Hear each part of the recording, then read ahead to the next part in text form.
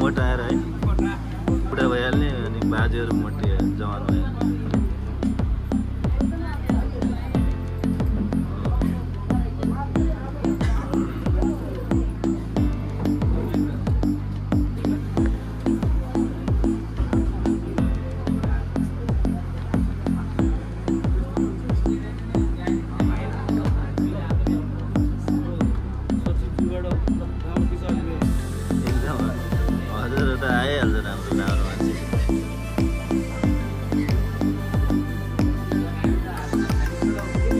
थिएन है भिडियो थियो बोल्छु कुरा गर्छु नि त्यहाँ गोप्य कुरा हो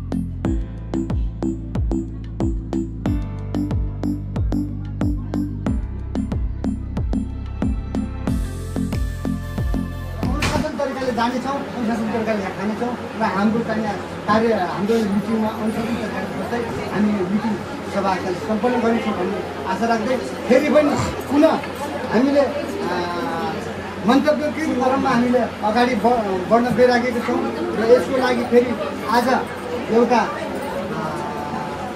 जुझारु एउटा चाहिँ सहयोगी भावना भएको सब अलिकति जाने पहिचान भएको मान्छे हाम्रा दाजी श्री ज्ञानबहादुर शाहलाई आफ्नो केही मन्तव्य कुराहरू राखिदिन म यहाँ स्टेजमा निम्ताउँदै आग्रह गरेँ।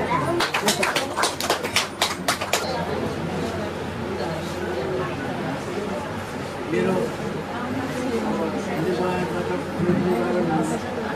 बुढा दिदीबुवा रामचन्द्र शाह अनि दिदीबुवा धर्मबहादुर शाह बुवा कृष्णबहादुर शाह मेरो ज्ञानबहादुर अनि अहिले मेरो बहिनी मान्यजनहरूलाई मेरा अगाडिबालाई एउटा भोग छ ममनिबालाई आशीर्वाद धन्यवाद छ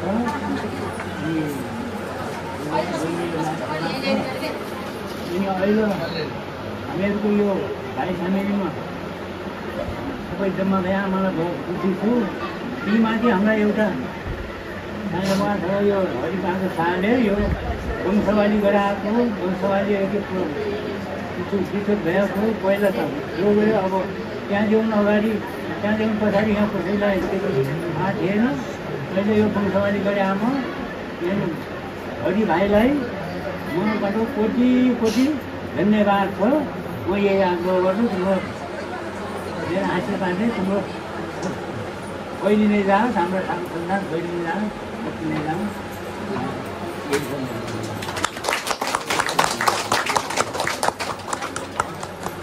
हस् धन्यवाद छ श्री उत्पत्ति भएको मानिन्छ भने ऋषिमुनिबाट भएको चिज हो क्या त्यस कारणले जसले जे भने भन्ने कुरो चाहिँ हुँदैन।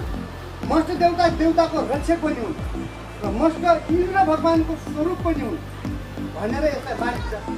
त्यसैले मस्तकुल देउतालाई सम्पूर्ण देउताको प्रमुख देउता हुन् भन्दा पनि फरक पर्दैन। यो कुरा चाहिँ यति गहन विषय छ। अब कुल देउता भने यी मस्तकुल देउताका भगवान् इन्द्र भगवान् देवी र शिव महादेवका अदृश्य शक्ति पनि रहेका हुन्छन्। बाहिर अरू जातले पनि यो गर्छ। कुरो यसरी बुझ्नु पर्यो।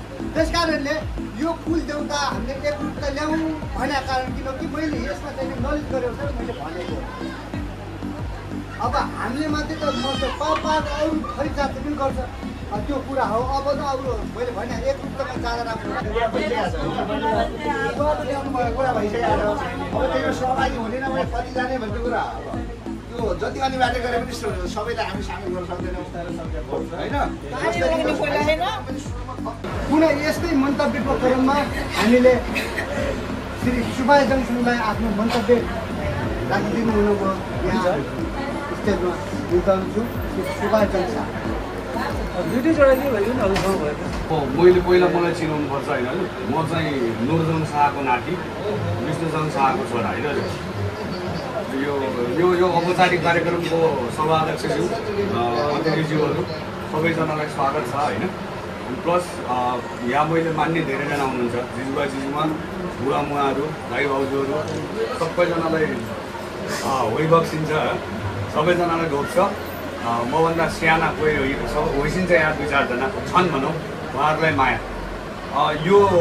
यो किसिमको औपचारिक कार्यक्रम हाम्रो जेनेरेसनको लागि यो अहिले जुन यो हाम्रो जेनेरेसन छ हाम्रो जेनेरेसनको लागि चाहिँ एकदमै हामीले चाहिँ एकदमै महत्त्वपूर्ण फिल गरेका छौँ। हामीले चाहिँ होइन हाम्रो पुर्खा हामी कुन ठाउँबाट हाम्रो एउटा सन्तान सन्तति हामी कुन ठाउँबाट चाहिँ उत्पन्न भयौँ हाम्रो पुर्खाले के गर्छियो होइन कुन ठाउँमा के किसिमको काम गर्दै अहिले हामी यो अवस्थामा छौँ भन्ने जुन जानकारी हामीले हाम्रो जेनेरेसनले पाइरहेछौँ त्यसको लागि मैले अग्रजहरू जस्तै हरि अङ्कल जुजुबाहरूलाई चाहिँ त्यसको लागि चाहिँ हामी हाम्रो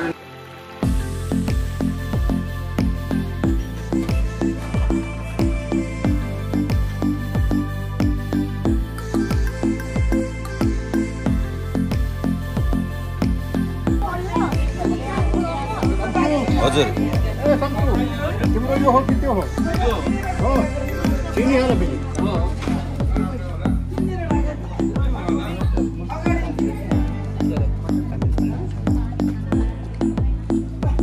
जिमा एकछिन ओबिसी ग्रुप फोटो खिच्नुपर्छ। जिमा आइस एउटा ग्रुप फोटो खिच्नु। एउटा फोटो लाग्ने रे के भयो जिमा? जिमा यता आइस यता।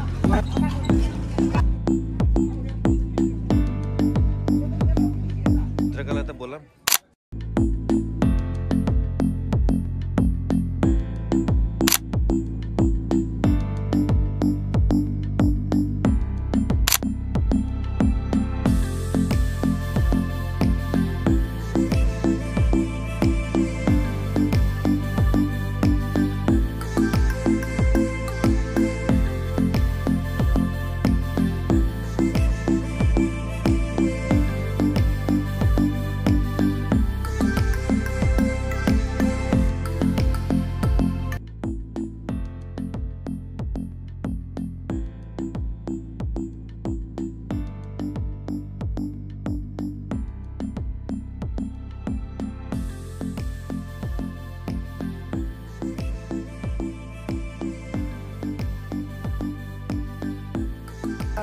जङ्गलमै हुर्किया हो तर जब जागिरी भयो त्यसपछि अरू ठाउँमा जाँदाखेरि आफ्नो परिचय दिने बित्तिकै पहिला हुकुम परिचय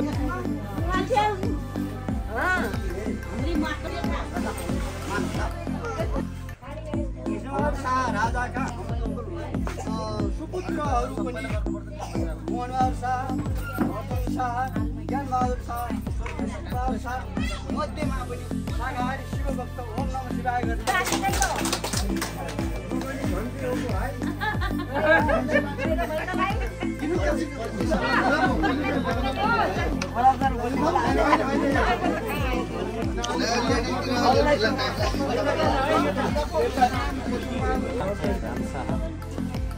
मेरो जिबुवाको नाम चाहिँ कृष्णबहादुर साई, बुवाको नाम चाहिँ ज्ञानबहादुर साई, मेरो नाम चाहिँ राम शाह हो। मेरो चाहिँ छोरी 2टा छोरी हिमानी शाह र हिमानी शाह र अहिले हाल हामी बसोबास कोइलपुरमा गरिरहेका छौँ। इन्डियाको स्वागत भन्ने ठाउँमा यसैलाई तथ्यमा मान्छेलाई मेरो लागि त गोत्र र वंश परिवर्तन हुँदैन जात जे पनि हुन्छ है खाना अहिले खान्छ राम मन्दिरमा गएर दर्शन पनि गरिरहेको कतिपय त्यही क्रममा हाम्रो पुर्खालाई चाहिँ धर्म परिवर्तन गराउने परिवर्तन नगरी मार्ने पुर्खाको पहिला भाइ छोराहरू धेरै फेरि अंश बाँड्ने चलन आयो अंश बाँड्दाखेरि एकजना भाइ जुम्लाबाट सिजाबाट आएर रुकुमकोटमा हाम्रो वंशावलीमा लेखेछ अब त्यहाँ लेख्ने कुरा पहिला कुरा अलिकति नमिलेको हुनसक्छ त्यहाँको राक्षस राजालाई मारेर चाहिँ राजा भयो भन्ने लेखाएको छ वंशावलीमा र मैले अहिले अनुमान गर्छु अहिले राक्षस भन्ने त अब कस्तो रहेछ भने राक्षस र भगवान् भन्ने कुरा त्यो मान्छे नै हुन् जसले राम्रो कर्म गरे तिनी चाहिँ भगवान् गन्ने गलत कर्म गरे अरूलाई दुःख दिए तिनलाई राक्षस भन्ने अहिले मगरहरू जुन छ नि हाम्रो रुकुममा धेरै मगरको बस्ती छ सायद मगर